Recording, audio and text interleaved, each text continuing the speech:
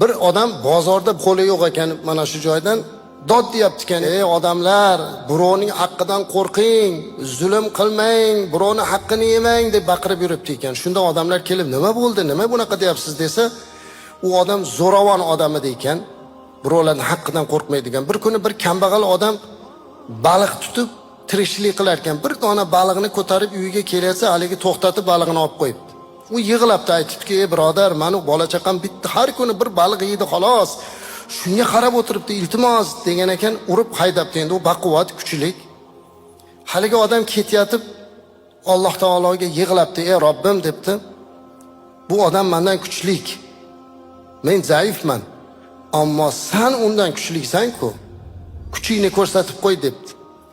U odam uyiga borib baliqni tozalayman deb shunday qilsa bir barmog'ini tishlabdi-da, shunaqa bir kunda ishib ketibdi. Tabiblarga borsa, nima bo'ldi? Bu kesmasa bo'lmaydi, qorason bo'lgan. Bu yerini kesibdi. Shu yerga kelguncha kesilibdi. Oxiri ular aytibdiki, bu sizniki kasalga o'xshamayapti. Birorta bir odamni zulm qilib haqqini yemadingizmi desa, eslabdi. Borib hali odamni topibdi. "Sizni balig'ingizni men olib qo'yuvdim, esingizlarmi hozir?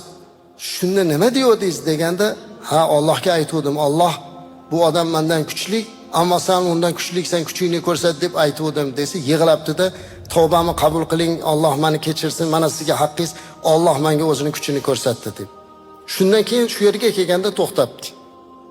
Buni odamlarga o'rnak bo'lsin deb bozorda baqirib yuribdi deydi. Birovning haqqini yeb qo'yib bemalol yuraman deyotgan bo'lsa adashadi.